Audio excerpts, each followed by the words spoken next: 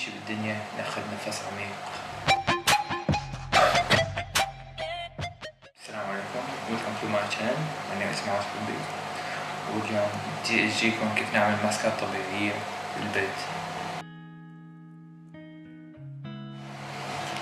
أول ماسك هنعمله اليوم هو عبارة عن كركم شوي، تاني شي ألوفيرا،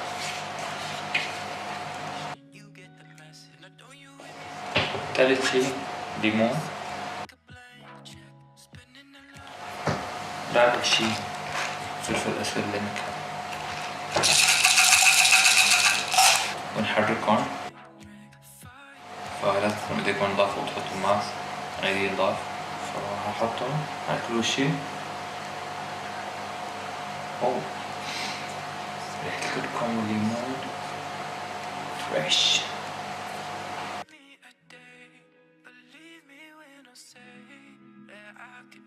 فيه مضاد التهاب، الكركم مضاد التهاب، والليمون فيه فيتامين سي، وغير هيك انه بيقشر البشرة، فليش لا. وعي. اوكي هيك خلصت، هخليه شي 10 دقايق لينشف وبرجع.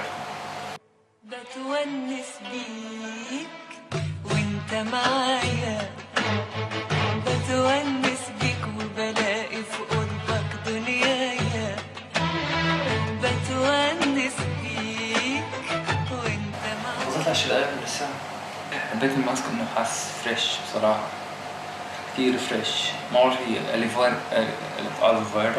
ألوفيرا الظاهر هي اللي أعطيته ريحة كركم. إن شاء الله ما يعلم وشي برتقالي بكرة يصير وشي أورنج.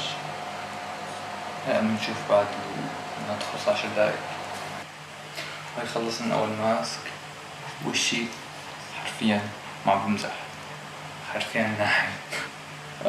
لا لازم كل واحد يجربه، بس نصيحتي لكم قلوا الكركم وتلبسوا أواعي قديمة، لأنه أنا كنت زيت تاني لبسه وصار كمية أصفر ما عندي يروح.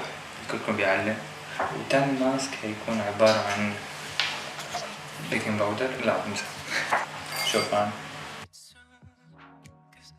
عسل. هذا جديد العسل. اوكي تبلوه خلاص. شو هاد الشكل عامله؟ ولبن، دي معلقة لبن. اللبن معروف فيه لاكتيك أسيد فبيقشر البشرة، والشوفان كمان بيرطب، والعسل معجزة مضاد التهاب هو، فليش جرب. وإيدي نضيفة بالمناسبة.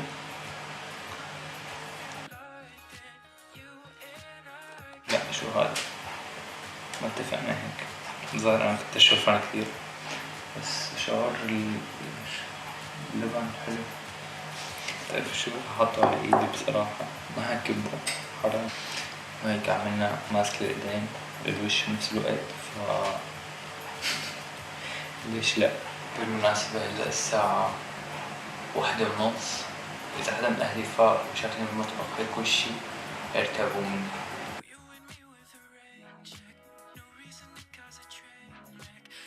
شوفان فظيع بصراحة للترطيب. الأولاني خرج الناس اللي عندهم combination skin، والتاني الجفاف شوفان مع اللبن والعسل فظيع.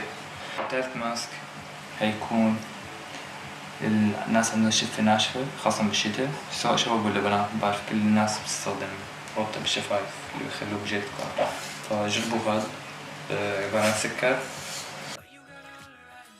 وحط عسل، وتالت شي زيت زيتون.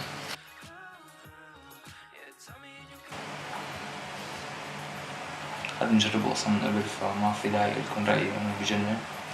وإن شاء الله يكون عجبكم الفيديو، ونشوفكم الفيديو الجاي إن شاء الله بالقناة العشوائية تبع معاذ حبي. لا تنسوا تعملوا لايك، لا تنسوا تعملوا سبسكرايب للقناة، وشوفوا الفيديو اللي عملته من قبل، وإن شاء الله بشوفكم على خير ومع السلامة.